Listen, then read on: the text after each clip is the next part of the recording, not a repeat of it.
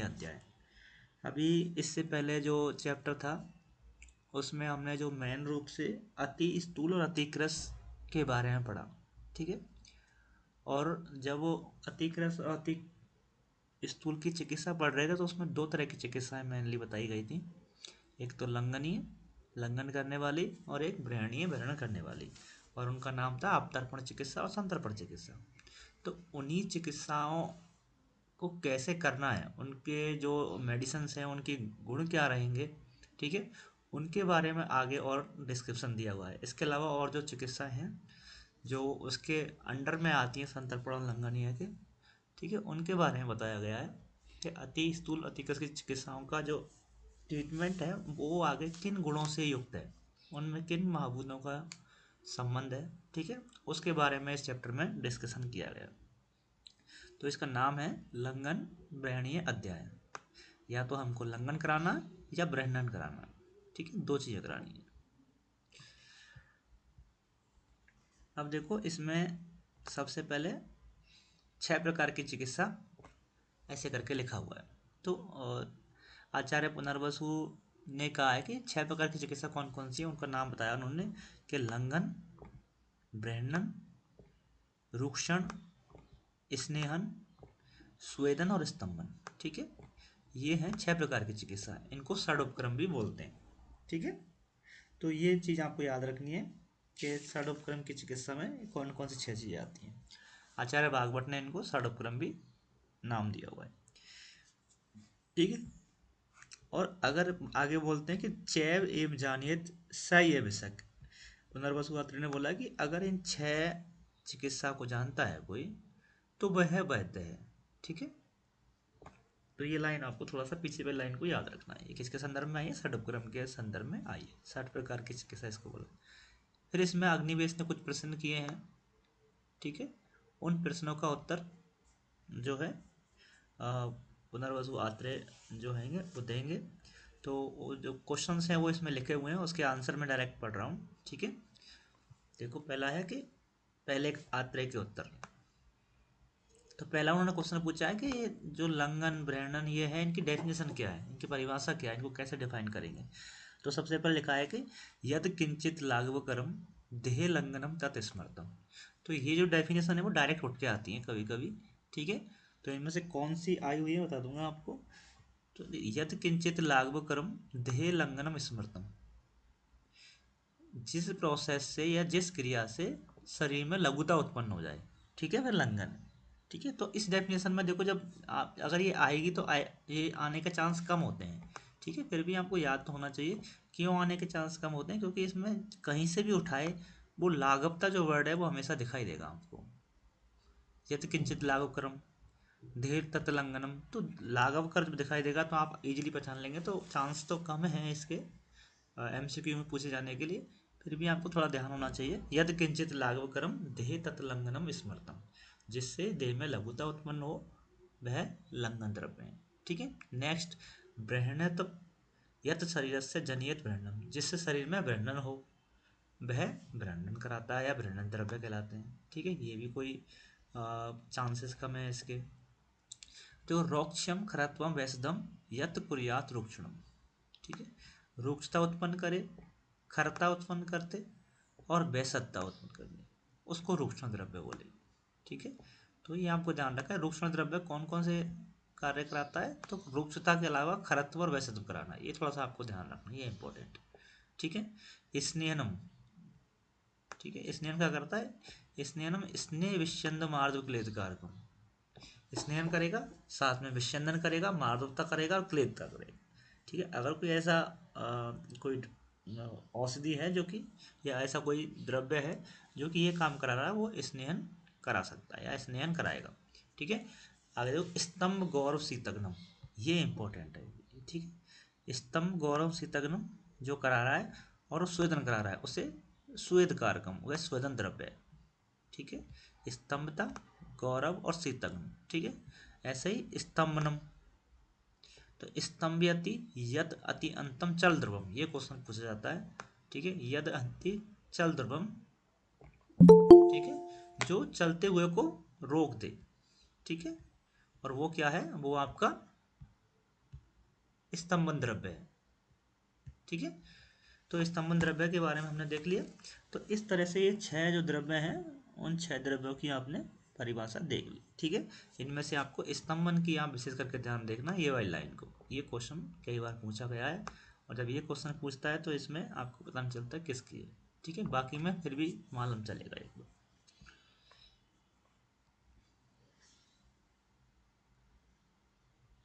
ठीक है, अब देखो नीचे ये जो षड उपक्रम है, इनको ही आगे भागवत ने कैसे डिवाइड किया है। तो भागवत ने ना दो दो के अंदर समाहित किया है। ठीक है, किसके अंदर? संतर्पण के अंदर। ठीक है, और दूसरा अवतर्पण के अंदर। तो इनको दो में डिवाइड कर दिया। संतर्पण में कौन कौन सी आएंगे? ब्रहणन, स्नेहन और स्तंभन। ठीक है, ये तीनों जो प्रोसेस हैं वो संतर्पण के अंदर आ जाएंगी, और अवतर्पण के अंदर बाकी जो बची हैं आपकी, वो अवतर्पण के अंदर आ जाएंगी। लग्न, रुक्षण, ठीक है, और एक बचा आपका स्वेदन। ये तीन जो प्रोसेस हैं वो आपके अवतर्पण के अंदर आ जाएंगे। ठीक है, आगे बोल रहा है कि ब्रहणन यत रहता, जो ब्रहणन कराए शरीर का वह ब्रहणन द्रव्य है। तो शरीर की बृहत मतलब वृद्धि करे, ठीक है, वृद्धि करे, वो ब्रहणन द्रव्य है। ठीक है, अब ये ब्रहणन का मतलब क्या है? ठीक है, किस चीज़ का वर्णन करता है? तो शरीर में स्पेशली कौन सी चीज़ों से बना हुआ है? ठीक है, दोष धातु मल मूलम ही शरीरम। ऐसे श्लोक पढ़ा हमने कि दोष धातु मल मूल। ठीक है, ये दोष धातु जो मल है यही शरीर के मूल हैं। ठीक है, तो अल्टीमेटली जो अगर किसी का ब्रहणन होगा शरीर में, तो किस चीज़ का होगा? दोषों का होगा, धातुओं का होगा, और मल का होगा। ठीक है, तो इसलिए इन्होंने बोला है कि सामान्य रूप से दोष धातु मलों की वृद्धि करता है। ब्रहणन द्रव्य जो होता है वो इन तीन चीज़ों की वृद्धि करता है। ठीक है, तो ध्यान रखना आपको, दोष धातु मल मूलम शरीरम की इस परिभाषा से अगर हम निकालें तो ये तीन चीज़ों की वृद्धि कर सकता है। दोष की वृद्धि कर सकता है, धातु की वृद्धि कर सकता है, और मलों की वृद्धि कर सकता है। ठीक है, तो ये जो तीन द्रव्य हमने जो बताए संतर्पण चिकित्सा में, तो ये तीनों द्रव्य ही इन चीज़ों की वृद्धि करेंगे। बाकी जो अवतर्पण द्रव्य हैं वो इन तीनों चीज़ों की कमी करेंगे शरीर में। ठीक है, इसलिए इन्होंने लिख दिया, देखो स्नेहन भी दो धातु मलों की स्निग्धता उत्पन्न कर सकता है। ठीक है, स्निग्धता मतलब एक तरीका से उसमें स्निग्धता से आ रहा है तो बढ़ाएगा, एक तरीका के स्तंभन मतलब रुकावट पैदा करेगा। तो जिनकी जो डेफिनेशन है, ब्रहणन द्रव्य उनकी वृद्धि करते हैं, स्नेहन द्रव्य उनमें स्निग्धता उत्पन्न करते हैं, और स्तंभन द्रव्य उसकी रुकावट करते हैं। तो चाहे रुकावट करे, चाहे उसमें स्निग्धता उत्पन्न करे, और चाहे उसकी डायरेक्ट बढ़ाए, अल्टीमेट ये कर क्या रहे हैं? उनकी वृद्धि ही संभावना हो रही है, क्योंकि अगर रुकावट करेंगे तो निकल नहीं रहे, तो भी वृद्धि हो रही है। ठीक है, स्निग्धता उत्पन्न करने तो उसमें क्लियरता हो जाएगी, तो वो भी एक तरीका से उसको द्रवीभूत करके उसकी वृद्धि कर रहे हैं। और ब्रहणन में तो डायरेक्ट भाव आपको दिख रहा है कि ब्रहणन होगा, तो अल्टीमेटली इन तीनों से वृद्धि होती है, इसलिए इसको संतर्पण चिकित्सा के रूप में लिया गया है। नेक्स्ट लंघन वाले में, उसमें अवतर्पण वाले में देखो, सबसे पहले उसमें लंघन आया है। ठीक है, तो इसमें भी ये लिखा है कि दोष धातु मलों की लघुता उत्पन्न करे। लघुता मतलब कमी कर दे। रुक्षण मतलब उसमें रुक्षता उत्पन्न कर दे। ठीक है, और स्वेदन मतलब उनको हल्का कर दे। लघुता भी एक तरीका की, लघुता बोलो चाहे उसको हल्का बोलो, एक ही बात है। ठीक है, तो ये अवतर्पण चिकित्सा में आएंगे। ठीक है, इसके संदर्भ में जो श्लोक आया है भागवत का, वो देखो क्या लिखा है, उपक्रम है, उपक्रम से ही दुधात। उपक्रम का मतलब होता है रोग। ठीक है, तो रोग दो प्रकार के होते हैं, ऐसे बोल रहे हैं। ठीक है, रोग दो प्रकार के होते हैं। जो ये रोग जो बताए हैं इन्होंने दो प्रकार के, वो दो रोग टाइप बताए हैं, साम और निराम। ठीक है, इस चीज़ को ध्यान रखना। उपक्रमस्य का मतलब रोग है यहाँ पे, और रोग का जो नाम है दो प्रकार के, वो कौन से हैं? साम और निराम। ठीक है, ये बहुत कम हम पढ़ते हैं इसको, साम निराम वेद। ठीक है, हमें याद भी नहीं आएगा अगर कभी आ भी गया तो उपक्रम से ही दुधत्तात, ये दो प्रकार के रोग होते हैं, और उसके उन दो रोगों के लिए दो प्रकार के उपक्रम हैं, तो इसलिए कहा दुवैध उपक्रम बता। उन दो प्रकार के रोगों के लिए दो प्रकार के उपक्रम है, और जो दो उपक्रम कौन कौन से? संतर्पण और अवतर्पण। ठीक है, संतर्पण में देखो बता ही दिया आपको, ब्रहणन है। ठीक है, ब्रहणन है, स्नेहन है, और स्तंभन है। ठीक है, बाकी जो बचे वो अवतर्पण में आएंगे। ठीक है, तो ब्रहणनो लंघनश्चेति तत्पर्यायपदः, तो ब्रहण तत्प्रत्यय लंघनम लागव, इसको छोड़ो, इसको देखो लास्ट में, देहस्य भवतम प्रायो भौम भौम आप, ठीक है। ये बोल रहा है कि जो संतर्पण द्रव्य है उनमें जो महाभूत हैं तो वो कौन कौन से, भौम मतलब भूमि और आप मतलब जल है, ठीक है। संतर्पण द्रव्य में जो महाभूत हैं वो कौन से महाभूत हैं, भूमि और पृथ्वी है। बाकी देखो लास्ट में क्या बोल रहा है, भौम आप है इतर से, ठीक है। बाकी जो बचे वो किस में आ जाएंगे, वो अवतर्पण वाले में आ जाएंगे आपके, ठीक है। तो अल्टीमेट महाभूतों को भी इन्होंने दो भागों में बांट दिया, संतर्पण महाभूत और अवतर्पण महाभूत। तो पृथ्वी और जल जो हैं वो आपके संतर्पण महाभूत हैं, और जो बचे जो तीन हैं वो आपके अवतर्पण महाभूत में आएंगे, ठीक है। क्लियर।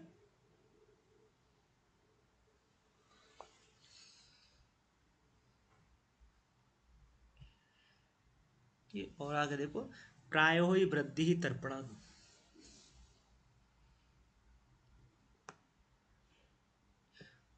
वायु अनियंत्र, बोल रहा है कि अर्थात सभी की वृद्धि तर्पण से होती है। जो हमने चीजें बताई, दो धातुमल, उनकी वृद्धि संतर्पण से होती है। तर्पण मतलब संतर्पण से होती है, केवल वायु अनियंत्र, वायु को छोड़कर। वायु की वृद्धि कब होगी, जब जो धातुमलों की कमी होगी, ठीक है। तो वायु के लिए ये उल्टा रूल हो जाता है कि सभी की वृद्धि तर्पण से होती है, परंतु वायु की तर्पण से नहीं होती, ठीक है। वायु की अवतर्पण से होती है, अवतर्पण मतलब कमी की वजह से। ये चीज़ आपको ध्यान रखना होगा, सामान्य नियम से अलग है, ठीक है। अब जो हम पढ़ेंगे, ये जो लंघन, ब्रहणन, ये जो द्रव्य हैं इनके कुछ गुण हैं और ये पूछे भी जाते हैं, ठीक है। परंतु इनको याद करना बड़ा मुश्किल हो जाता है। तो मैं जिस तरह से आप लोगों को बता रहा हूँ, अगर उस तरह से आप कोशिश करेंगे तो जल्दी याद हो जाएगा। तो ये वाला तो आपको श्लोक याद करना है, दो श्लोक इसमें से याद करने पड़ेंगे, ठीक है। लघु ऊष्म तीक्ष्ण विषदम रुक्ष सूक्ष्म खरम सरम कठिनम च एव यद द्रव्यम प्रायश्च तत्लंघनम स्मृतम, ठीक है। इस आप इसको अगर याद करके रखेंगे तो ऑब्वियसली आपको आगे के तीन जो द्रव्य हैं उनके तो याद करने की इतनी जरूरत नहीं। लघु उष्ण तीक्ष्ण विषदम रुक्षम सूक्ष्म खरम सरम कठिनम च एव द्रव्यम प्रायश्च तत्लंघनम, ठीक है। इसको अगर आप यहाँ देखेंगे,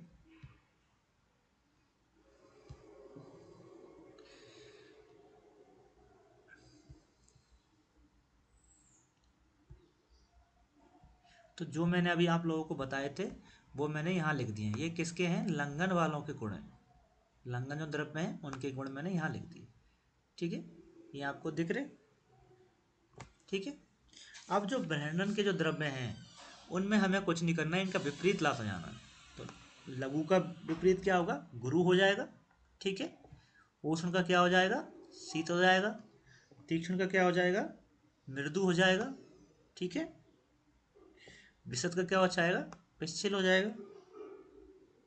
रुक्ष का क्या हो जाएगा, स्निग्ध हो जाएगा, ठीक है। सूक्ष्म का क्या हो जाएगा, स्थूल हो जाएगा। और खर का क्या हो जाएगा, सुलक्षण। और सर का क्या हो जाएगा, स्थिर, ठीक है। विशद का हमने पहले पढ़ ही लिया था यहाँ पे, तो विशद को छोड़ दो। और कठिन जो है, कठिन को बस ध्यान रखना है, ठीक है। ब्रहणन वाले में कठिन वाला नहीं है, पहली बात, ठीक है। बाकी अब देखिए एक और चीज बताता हूँ मैं आप लोगों को, कि इसको एक बार याद रखिए, इसको आप तरल से, ठीक है। इसको याद रखना तरल से। तरल का मतलब क्या है, इसका मतलब है लंघन, रूक्षण और आपका स्तंभन, ठीक है। क्लियर, लंघन, रूक्षण और स्तंभन। अब मैंने ता इसमें इसलिए लिखा है क्योंकि इसका अक्षर सा को मैं निकालूंगा तो सा इसमें भी है, सा इसमें भी है, आप कंफ्यूज आएंगे कि कौन से सा है, तो इसलिए इसका ता निकाल लिया मैंने, स्तंभन का। स्वेदन का हुआ ना निकाल के ता निकाला है इसका, ठीक है। ये क्लियर बात याद रखना आप लोग। तो लंघन है, रूक्षण है और स्तंभन है, ठीक है। अब ये मैंने उल्टा क्यों पढ़ा, मैंने उल्टा इसलिए पढ़ा, ठीक है। आपको जब याद रखना है तो इसको ये 8 लिखना है, इसके नीचे 8 लिखना और इसके नीचे लिखना 9, ठीक है। तो ये 8 8 9 जो है इनके गुण हैं। जैसे लंघन की मैं बात कर रहा हूं तो लंघन में है ये टोटल 9 गुण है। क्लियर, लंघन के ये 9 गुण हैं। तो ब्रेनन के जो गुण आएंगे वो एक बढ़ा दो, 10 गुण हो जाएंगे। क्लियर। तो रूक्षण के कितने गुण हैं, 8 गुण हैं,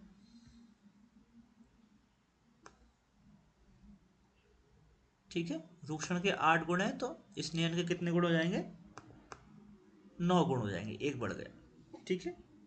स्तंभन के कितने गुण हैं, 8 गुण हैं, तो शोधन के कितने गुण हो जाएंगे, 9 गुण हो जाएंगे। क्लियर, बात समझ में आई, ठीक है। राहुल, राहुल,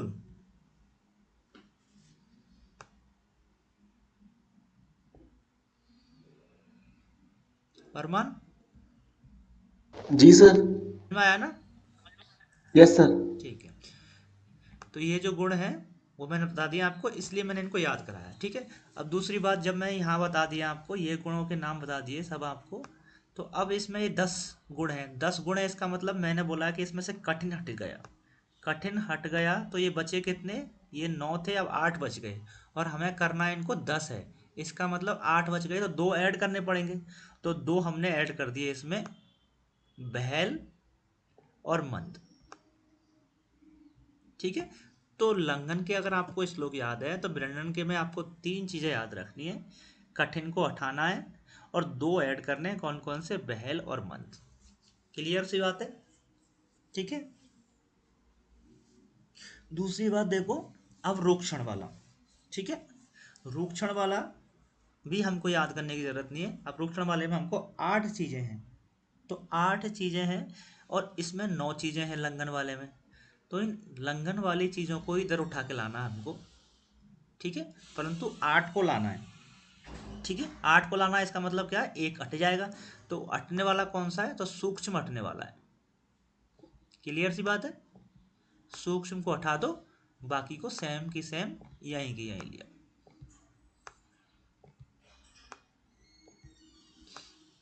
क्लियर बात, ठीक है, यहां तक समझ में आ रहा है। जी सर। तो सेम की सेम लिया। अब आपको स्नेहन वाला बनाना है, तो स्नेहन वाला बनाना, इनका जो रूक्षण के जो द्रव्य हैं वो तो उल्टे हो जाएंगे, जैसे हमने ब्रेंडन में किए थे लंघन के, ठीक है। क्लियर बात। और अब जब इनको उल्टे करोगे तो आपके पास 8 ही उल्टे आएंगे, ठीक है, 8 ही उल्टे आएंगे, बाकी के उल्टे तो नहीं आएंगे, तो बाकी एक तो कम पड़ गया अपने पास। तो देखो इसमें क्या बोला है इन्होंने, ठीक है।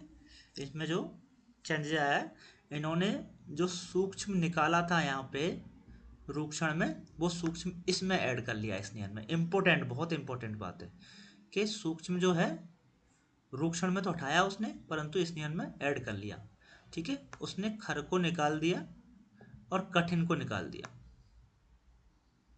तो खर और कठिन को जब निकाला तो इनकी संख्या कितनी थी, 8, 8 में से 2 गए तो 6 बचे, और 6 बचे तो हमको करने कितने हैं, 9 करने, तो इसमें 3 ऐड करने पड़ेंगे, 3 ऐड किए तो उसने सूक्ष्म को ऐड किया,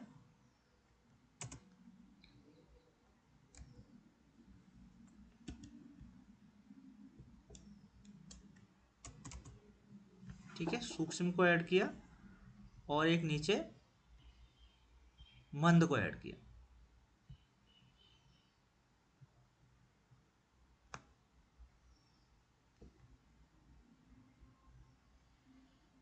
ठीक है, सूक्ष्म को, मंद को, और इसके नीचे एक और लिखा हुआ है, ये दिख नहीं रहा, ये द्रव, द्रव को ऐड किया, ठीक है। तो इस तरह से टोटल 9 हो जाएंगे। क्लियर बात, ठीक है। थोड़ा सा लास्ट वाला कंफ्यूजन हो गया होगा आप लोगों को, मैं एक बार दोबारा रिपीट कर रहा हूँ। देखो लंघन वाले में हमने श्लोक याद किया था, ये पूरे शब्द हमको 9 की 9 याद हो गए, ठीक है। ब्रंडन वाले में 10 हैं, तो ब्रैंडन वाले में 10 हैं तो हमें एक बढ़ाना है, ठीक है। परंतु एक बात और है, इसमें कठिन नहीं है। जब कठिन हट गया तो दो बढ़ाने पड़ेंगे, और दो बढ़ाने पड़ेंगे। दो कौन कौन से बढ़ाए? बहल और मंद, ठीक है। अब आया हमारे पास रुक्ष्ण वाला। रुक्ष्ण में हमारे पास 8 द्रव्य हैं, तो इसमें 9 है, तो इसको जब लाएंगे इधर तो हमें 8 रहने चाहिए, तो इसमें से एक हटाना पड़ेगा। जो एक हटाया हमने वो सूक्ष्म हटाया है, ठीक है। अब स्नेहन वाले में फिर दोबारा से 9 है, तो 9 है, तो हमने क्या किया, सूक्ष्म को जो हटाया, सूक्ष्म को तो ऐड कर लिया, ठीक है। तो हमारे पास 9 तो हो गए, परंतु इन्होंने क्या किया, कठिन को और हटा दिया और खर को हटा दिया, ठीक है। इसके जो खर वाला जो आएगा, इसका जो अपोजिट आएगा वो नहीं लिया इन्होंने, और कठिन वाला नहीं लिया, ठीक है। तो हमें इसका मतलब दो और बढ़ाने पड़ेंगे। दो जो बढ़ाए, मंद और द्रव बढ़ाए थे। क्लियर सी बात है, ठीक है।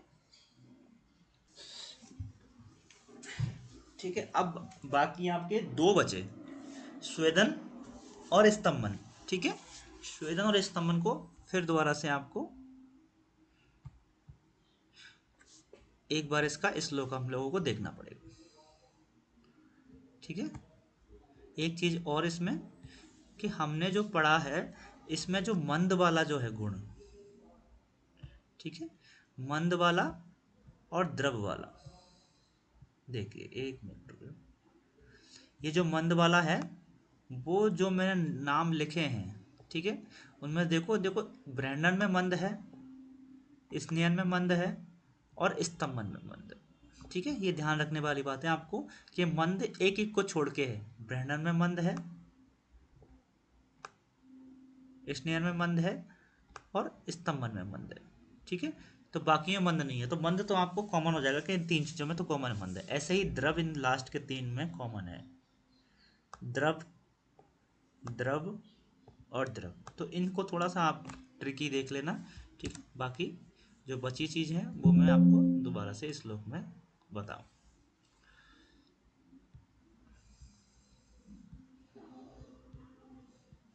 ठीक है। अब देखो, लंघन के द्रव्य हमने पढ़ लिए, भ्रमण के पढ़ ली है, ठीक है। रूक्षण के भी हमने निकाल दिए, इस नियन के भी निकाल दिए। अब आया हमारे पास स्तंभन के द्रव्य, ठीक है। स्तंभन के द्रव्य में मैंने आपको एक चीज बता दी कि स्नेहन, स्वेदन और स्तंभन में द्रव तो कॉमन है, ठीक है। द्रव भाग कॉमन है, तो देखो द्रव इसमें ये रहा, द्रव इसमें ये रहा, और द्रव इसमें ये रहा, ठीक है। इसलिए द्रव कॉमन आ रहा था। बस आप अब हमको स्वेदन और स्तंभन के याद करने हैं ना, तो स्वेदन और स्तंभन में एक लाइन कॉमन आ रही है, स्निग्ध रूक्ष द्रव सूक्ष्म द्रव स्त्रम, ठीक है। दोनों में स्निग्ध रूक्ष सूक्ष्म द्रव स्त्रम, और इसमें भी रूक्ष सूक्ष्म द्रव स्त्रम, ठीक है। तो रूक्ष से स्टार्ट हो रही है वो लाइन यहाँ से, तो ये दोनों में कॉमन है, ठीक है। तो एक की एक लाइन याद कर लेना कि ये दोनों में लास्ट में कॉमन आती है, ठीक है। अब बाकी बचे स्वेदन। स्वेदन में उष्णता आएगी आएगी, तो उष्णता है, तीक्ष्णता है, कोई जरूरी याद करने की जरूरत ही नहीं है, ठीक है। बाकी स्तंभन है, तो स्तंभन का जब हम डेफिनेशन पढ़ रहे थे, शीतता उसमें थी, तो शीतता से चालू हो रहा है, और मंद से चालू हो रहा है, वो आपका स्तंभन द्रव्य है। बाकी आपको इनमें से आगे वाले याद नहीं करोगे चभी चलेगा, ठीक है। क्लियर सी बात है, समझ आया फरमान? जी सर। ठीक है, इस तरह से इनको आपको याद करना है। ये जो टेबल है इन्होंने बना रखी है, ये टेबल को जिस तरह से मैंने पढ़ाया उस तरह से यहाँ पर रीड करेंगे, ज़्यादा अच्छा रहेगा, ठीक है। मैं एक बार देखो दोबारा रिवीजन करा देता हूँ आपको। ये जो 9 है, ठीक है, 9 थे, इनको इसमें आगे वाले में अपोजिट करना है। अपोजिट करना है तो इसमें एक ही चीज़ थी, ठीक है। इसमें कठिन को इसने माना नहीं, इसलिए इसने क्रॉस लगा दिया। जब कठिन को नहीं माना तो दो चीज़ ऐड करनी पड़ेंगी, तो दो चीज़ जो ऐड की आपने, बहल और मंद ऐड की, ठीक है। और लंघन से रुक्ष्ण जो बनाना है हमें, तो ये 9 द्रव्य थे, ये 8 रहने हैं, तो 8 रहने तो एक कम करना पड़ेगा, और कम जो कौन सा किया था हमने, सूक्ष्म वाला कम किया था। तो सूक्ष्म वाला कहाँ है इसमें, सूक्ष्म वाला ये है, तो इसने क्रॉस लगा दिया सूक्ष्म पे, ठीक है। अब इसमें इसमें हमने क्या किया था, इसमें हमने कुछ चीज़ों को हटाया था, ठीक है। जो हटाया था उन चीज़ों को आप एक बार देख लीजिए। ठीक है, ये 3 तो कॉमन है। ठीक है, ये भी कॉमन है। द्रव को इन्होंने इंक्लूड किया है, मंद को इन्होंने इंक्लूड किया है। ठीक है, हटाया क्या है, खरकता और कठिन को हटाया। ठीक है, ये चीज़ याद रखने वाली चीज़ है। बाकियों को मैंने बता दिया था। लास्ट वाला इसमें श्लोक याद करना है, श्लोक की एक लाइन याद करनी है आपको। रूक्ष सूक्ष्म द्रव स्त्रम। ठीक है, ये दोनों में कॉमन होगी। अगर उष्णता अगर शोधन की वजह से उष्णता होती है और स्तंभन की वजह से शीतलता होती है। ठीक है,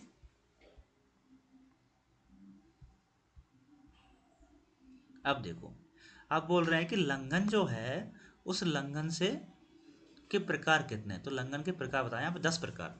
तो देखो, श्लोक ये आपको मस्ट है, याद करो तो अच्छी बात है, अगर वैसे याद रहे तो आपकी मर्जी। ठीक है, क्या लिखा हुआ है, चतुष्प्रकार संशुद्धि पिपासा मारुत आतपौ पाचन से उपवास से व्यायाम चेती लंघनम। ठीक है, कि चतुष्प्रकार संशुद्धि, जो संशोधन बताए हमने 4 प्रकार के, 5 प्रकार के संशोधन बताए, परंतु यहाँ 4 प्रकार के संशोधन में लिया है। ठीक है, एक को एक्सक्लूड किया हुआ है।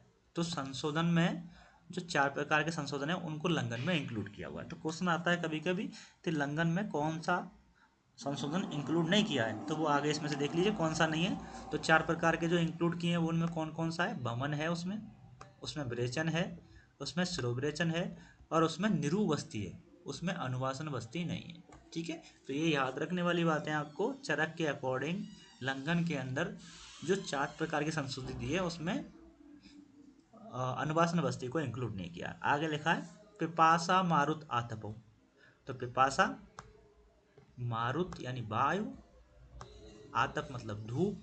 ठीक है, पाचन और उपवास से, पाचन और उपवास। ठीक है, और व्यायाम थी लंघन, व्यायाम। इस तरह से 10 प्रकार के लंघन के वे होते हैं। इसका मतलब आपके दिमाग में से अब ये निकाल दीजिए कि लंघन का मतलब उपवास नहीं है। लंघन का मतलब उपवास हो सकता है, लंघन उपवास एक लंघन का टाइप है, परंतु लंघन का मतलब उपवास ही नहीं है। ठीक है, अगर आप किसी को वमन करा रहे हैं तो वो भी लंघन करा रहे हैं। ठीक है, अगर आप वायु का सेवन कर रहे हैं तो भी लंघन करा रहे हैं। ठीक है, अगर आप भूखे प्यासे हैं, ठीक है, आपको प्यास लग रही है, पानी नहीं पीने दे रहे, तो वो भी एक लंघन का प्रकार है। तो ये 10 लंघन के प्रकार बताए हुए हैं, जिनमें से उपवास भी एक लंघन का प्रकार है। क्लियर? जी सर। तो याद रखने वाली बात यह है कि इसमें अनुवासन बस्ती को लंघन में शामिल नहीं किया गया, क्योंकि अनुवासन बस्ती तो ऑयल है, और ऑयल स्निग्धता करती है, वो लंघन ना करके वो तो ग्रहण करेगी। ठीक है, इसलिए उसको शामिल नहीं किया। परंतु आचार्य भागवत ने थोड़ा सा इसमें अंतर बताया। ठीक है, आचार्य भागवत ने क्या बोला कि भागवत ने लंघन के 2 प्रकार बताए, शोधन और समन। ठीक है, वहाँ 10 प्रकार है, यहाँ शोधन और समन 2 प्रकार है। उनको भी हम 2 भागों में डिवाइड कर सकते हैं वैसे, पर उन्होंने किए नहीं है। यहाँ क्लियर मेंशन कर दिया है कि भागवत ने लंघन के 2 प्रकार बताए, शोधन और समन। अब शोधन जो है उनके 5 प्रकार बताए। ठीक है, शोधन के 5 प्रकार बताएं, और समन के कितने प्रकार बताएं, समन के 7 प्रकार बताएं। तो 7 और 5 12 हो गए। ठीक है, आचार्य भागवत ने लंघन के 2 प्रकार, शोधन और समन, शोधन के 5 प्रकार और समन के 7 प्रकार। तो शोधन के जो हमने बताए थे वो तो हमने 4 प्रकार बताए थे। इसका मतलब इसमें एक बड़ा है, और जो बड़ा है वो क्या है, वो है रक्त विस्रावण। ठीक है, जो हमने अभी 4 पढ़े थे उनमें एक बढ़ाना है, हमें 5 करने हैं। तो देखो, निरु उसमें भी था, निरु इसमें भी है, पवन इसमें भी था, उसमें भी है, कायब्रेशन दोनों में है। ठीक है, ब्रेचन दोनों में, अस्त्र विश्रुति ये इंक्लूड किया है भागवत ने। अस्त्र विश्रुति मतलब रक्त का विश्रावण करना। इस तरह से ये 5 कर दिए हैं। ठीक है, ये शोधन के प्रकार में। ठीक है, पाचन में, पाचन में देखो, पाचन, अब हमने जो पढ़े थे वहाँ, वहाँ 4 प्लस 6 पढ़े थे, 4 संशोधन थे। ठीक है, हमने जो पढ़े थे 10 पढ़े थे ना, 10 में से 4 संशोधन के निकाल दिए, बचे क्या, संसमन के ही हो गए। तो 6 पढ़े थे, अब यहाँ 7 बताएं, 7 बताएं तो एक इंक्लूड करना पड़ेगा। तो एक जो इंक्लूड किया है वो क्या किया कि इन्होंने, वो किया है इन्होंने दीपन। ठीक है, पाचन दोनों जगह पे है, इन्होंने केवल दीपन को ऐड किया। ठीक है, क्लियर सी बात, समझ आया? जी सर। अब देखो आगे वाले श्लोक में अब बोल रहा है कि लंघन जो है, लंघन के प्रकार तो बता दिए, परंतु कौन से रोगी में कौन से प्रोसेस से लंघन कराना है। हमें पाचन से लंघन किस में कराना है, हमें संशोधन से लंघन किस में कराना है, ठीक है, हमें वमन से लंघन किस में कराना है। तो उनकी कंडीशन इन्होंने दी है कि किस प्रोसेस से किसको लंघन कराना है, ठीक है। तो सबसे पहले इन्होंने बोला है कि शोधन से लंघनीय पुरुष, ऐसे पुरुष जिनमें शोधन से लंघन कराना है, ठीक है। तो शोधन से लंघन कराना है तो एक बात आपको ध्यान रखनी है कि शोधन कब कराते हैं हम। तो शोधन की जो कंडीशन है हम पिछले अध्याय में हम पढ़ चुके हैं, जिसमें बहुत ज़्यादा मात्रा में दोष बढ़े हुए हों, ठीक है, बहुत ज़्यादा मात्रा में बढ़े हुए तब हम शोधन कराएंगे। दूसरी बात, शोधन कराने से क्या होता है, शरीर में लघुता तो आती है, ठीक है, परंतु बात की भी वृद्धि होती है, ठीक है। अगर जिसका पहले से ही बात की वृद्धि हो रखी है शरीर में, उसको शोधन नहीं करा सकते। इसका मतलब क्या है, शोधन उसको कराना है जिसमें बहुत ज़्यादा मात्रा में दोष हो, शोधन उसको कराना है जिसकी बात की वृद्धि नहीं हो रखी हो, स्निग्धता हो शरीर में, ठीक है। और शोधन उसको कराना है जो शोधन के प्रोसेस को झेल सके, यानी उसका शरीर कैसा हो, बलवान हो, ठीक है। तो देखो क्या लिखा है, वही बात लिखी है शोधन से। प्रबुद्ध श्लेष्म पित्रम, जिस प्रबुद्ध श्लेष्म पित्रम अस्त्रमला, जिसके शरीर में प्रभुत मात्रा में ये दोषें हों, ठीक है, श्लेष पित्त और अस्त्रमला, अस्त्र मतलब रक्त। बात नहीं लिखी हुई, ठीक है, बात किसके संदर्भ में लिखी है यहाँ पे, संश्रेष्ठ मारुत। अकेली बात हो तो शोधन नहीं कराएंगे, जब बात किसी के साथ मिली हुई है संश्रेष्ठ अवस्था में तो शोधन करा सकते हैं, ठीक है। ये बहुत इंपॉर्टेंट बात है आप लोग, ठीक है। आगे देखो, शरीर का समझे, बृहत शरीर बलवीनो बलिनो, उसका शरीर बलवान होना चाहिए और बृहत होना चाहिए, ठीक है। अगर कृस है, बलवान नहीं है, तो वो झेल ही नहीं पाएगा शोधन को, इसलिए शोधन का मना किया है, ठीक है। उन पुरुषों को लंघन कराना चाहिए, किससे, शोधन से, ठीक है। ये आपको कंसेप्ट याद रखना। अगर आपको श्लोक याद भी नहीं है, अगर आपको बेसिक फंडा पता है शोधन में आपको कौन कौन सा इंडिकेशन है, तो वो मालूम निकल जाएगा, ठीक है। अब देखो, इसमें बोला कि यद्यपि शोधन में निरुबस्ती बात सामक होती है, ठीक है, निरुबस्ती भी बात सामक होती है जो हमने ऊपर देखी थी, परंतु क्या बोला है कि रुक्ष होने की वजह से इसका अधिक प्रयोग करेंगे तो बात वर्धक भी होगी, इसलिए इसमें नहीं बताया हुआ। अब उसके बाद देखो, पाचन के द्वारा लंघनीय पुरुष, ऐसे पुरुष जिसमें पाचन के द्वारा लंघन कराना है आपको। तो जो पाचन के द्वारा जो लंघन कराते हैं, तो अल्टीमेट पाचन करते किसका है हम, तो ये चीज़ ध्यान रखने वाली है कि पाचन जो करते हैं वो आम का करते हैं। तो जब पाचन हम आम का कर रहे हैं, तो पाचन जब आम का कर रहे हैं तो ऑब्वियसली बात है कि पाचन आम का करना है, तो ऐसे रोग आएंगे इसमें जिसमें आम बना हो, और आम जब बनेगा तो आम के बने हुए रोग हमें मालूम है, जिसमें अग्निमंद होता है, ठीक है।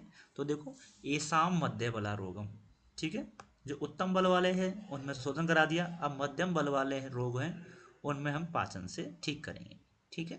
तो कफ पित्त समुत्था, जो कफ और पित्त से युक्त हैं। अब देखो, अतिसार है, उसमें अग्निमंद होती है, ठीक है, वमन को एक बार छोड़ दो, और वम्य को एक बार छोड़ेंगे फिर भी चलेगा। अतिसार है, ठीक है, विशूषिका, अल्सर, आमज रोग है, ज्वर है, उसमें अग्निमंद होती है, बेबंद, गौरव, हृदय, इसमें सब रोगों के नाम लिखे हुए हैं, ठीक है। तो बस आपको याद नहीं रखना, बस एक मेंशन अपने दिमाग में ये लगा के रखना है कि पाचन के अंदर हमने सब रोगों के नाम पढ़े हैं, और ज़्यादातर रोग वो हैं जिनमें अग्निमंद हुई है, ठीक है। तो अगर ऐसा ही आप याद रखोगे तो आपको मालूम चल जाएगा कि ये इसके लिए आया। तो वमन, अतिसार, हृदय रोग, विशूषिका, अल्सक, ज्वर, इसमें से आधे से ज़्यादा रोग आपके अग्निमंद से हैं। विबंध, गौरव, उद्गार, हल्ला, सरोचक, ये पाचन से लंघन कराना है लोगों को। क्लियर फरमान। जी सर।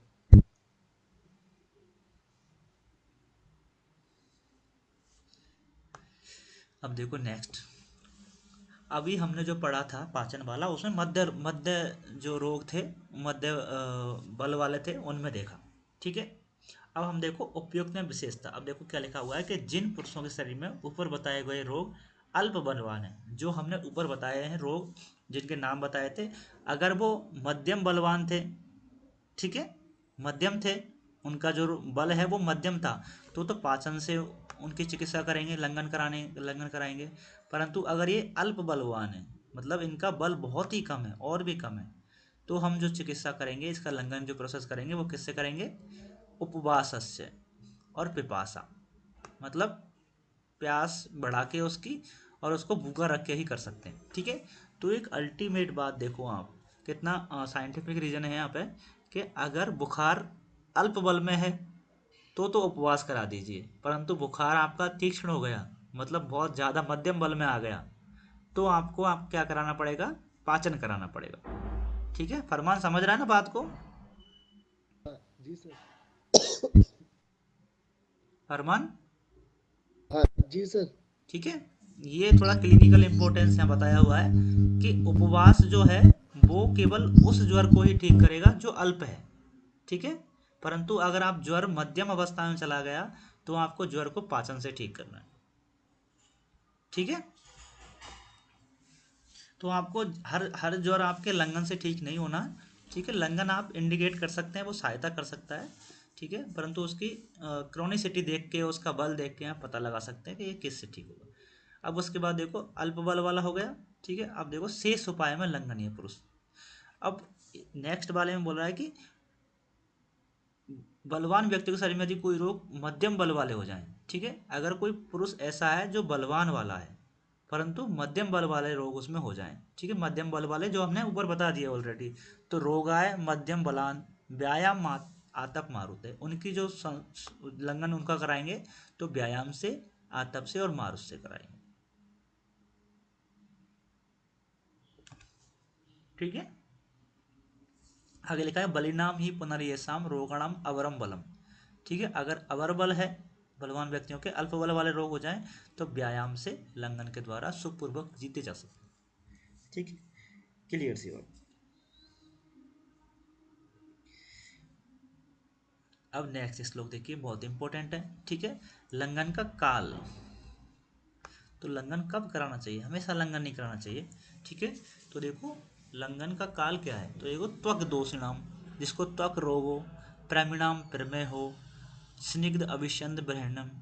ठीक है, स्निग्धता हो उसके शरीर में, अभिषंद हो और ब्रहणन हो। ठीक है, ये तो एक सामान्य कंडीशन देखी कि इन कंडीशन में आपको लंघन करा सकते हैं। इंपॉर्टेंट बात है शिशिर, शिशिर ऋतु में आप लंघन कराना चाहिए। शिशिरे लंघनम सस्तमपि बात विकारणम।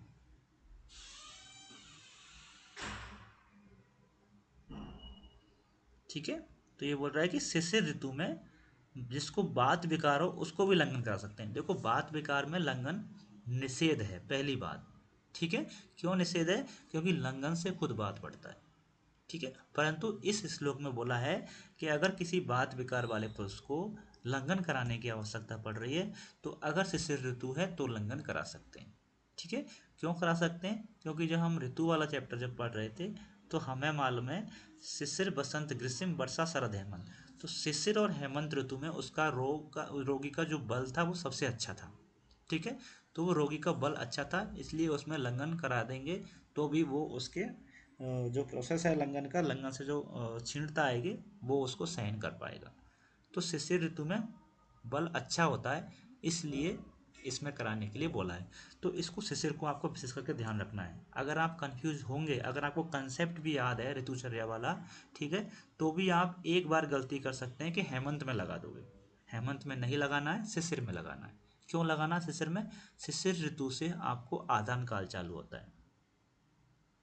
ठीक है, और आदान काल में धीरे धीरे बल बढ़ता है, कम नहीं होता। ठीक है, और हेमंत ऋतु में भी कर सकते थे क्योंकि बल अच्छा है, परंतु हेमंत ऋतु में क्या, बल थोड़ा थोड़ा कम हो रहा है। ठीक है, तो सबसे अच्छा जो बल है वो शिशिर ऋतु में होता है शरीर में, इसलिए उन्होंने बताया हुआ। शिशिर के बाद अब बल कम होना स्टार्ट हो जाएगा।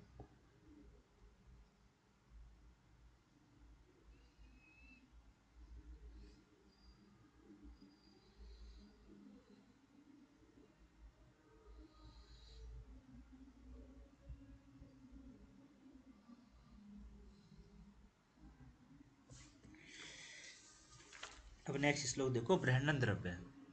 ठीक है, आविदग्धम विदग्धम उत्क्लिष्टम वयस्त सातम्य चरणम मृग मतस्य विहंगा नाम मासन ब्रहणम उच्यते। तो ऐसे द्रव्य जो ग्रहण कराएंगे वो कौन कौन से द्रव्य हैं, उनके लिए बोला है कि अविदग्ध, अविदग्धम क्लिष्टम। ठीक है। ऐसे जो हैं जिनमें जो विदग्धता उत्पन्न ना करें, ठीक है, जिनके लिए सातम में है कोई देश, ठीक है, और वयस्क मतलब अपने जो उसके एज ग्रुप है वो मध्यम वयस्क का है, ठीक है, एज ग्रुप का नहीं है, ठीक है, और मृग मत्स्य विहंगा नाम, ठीक है, और मांस, इनका मांस आपको जो हमने बताए हैं मृग मत्स्य विहंग, इनका मांस ग्रहण करने वाला, ठीक है। नेक्स्ट देखो ब्रहण के योग्य पुरुष, ब्रहण कराना किसमें, जिसमें कृष्णता उत्पन्न हो गई है, छत क्षीण से युक्त है, ठीक है, तो वही बात है, क्षीणा छता कृषा वृद्धा दुर्बला नित्य अधुगा, ठीक है, जो नित्य रूप से रास्ता चलने वाला हो, रास्ता नित्य रूप से काम करने वाला हो। स्त्री मद नित्य प्रयोग, जो स्त्री और मद का नित्य प्रयोग करता है, और ग्रीष्म ऋतु में, इंपॉर्टेंट बात है, ग्रीष्म ऋतु में ब्रहण के योग्य है ब्रज, ठीक है। तो ये जो लाइन है ना, ये लाइन आ जाती है और पूछा जाता है ये लाइन किसके संदर्भ में है, तो कभी कभी पूछा जाता है कि घृत से लाभ है, घृत से लाभ भी ऐसा ही आता है, ठीक है, जो घृत का प्रयोग सेवन करा तो तभी भी हमने ऐसा ही था, निद्रा के योग्य जो माने थे वो भी हमने ऐसा ही था, तो ये थोड़ा सा ध्यान रखना तीनों चारों में, ठीक है, सेम सेम लाइन आती हैं लगभग, ठीक है, तो ये ब्रहण के योग्य पुरुष बताए। अब देखो मांस रस से ब्रहण किसको कराएंगे, तो मांस रस से सोस अर्स ग्रहणी दोषे व्याधि भी कर्षित तेसाव क्रव्याद मासानाम, ठीक है, तेसाव क्रव्याद मासानाम ब्रहणम लगो रसा। और ये क्रव्याद मास है, ठीक है, कृव्याद एक ग्रुप बताया हुआ है पूरे मास का, जो कृव्याद मास है, जब इस मास को हम सिंगल अन्न पानी अध्याय में पढ़ेंगे तो इसके संदर्भ में लिखा है कि अतिसार अर्श ग्रहणी में ये लाभदायक है, ठीक है। ये ग्रुप है, जब मासों के ग्रुप डिवाइडेशन करेंगे हम, ठीक है, प्रेसे ब्लेस है, ऐसे करके डिवाइडेशन कर रखा है, तो उसमें क्रव्याद भी आता है। तो क्रव्याद का जब हम इंडिकेशन पढ़ेंगे तो वहाँ हम अतिसार अर्श ग्रहणी तीनों चीज़ों में पढ़ते हैं, इसलिए यहाँ पे अर्श अतिसार ग्रहणी और सोस में भी पढ़ते हैं। तो ये सोस अर्श अतिसार ग्रहणी तो इसमें आ ही गया, अर्श ग्रहणी, ठीक है, सोस और इसने इंक्लूड किया है। तो चाहे हम इसे इस वाले अध्याय में पढ़ें, चाहे हम जब अन्नपान वाले में पढ़ेंगे, तो दोनों का इंडिकेशन सेम है कि कृव्याद मास किस में देना है, जिसमें अग्निमंद है, जो कृष्णता से युक्त है, सोस अर्श ग्रहणी वाले रोगों में देना है, ठीक है। बाकी जो चीज़ें हैं वो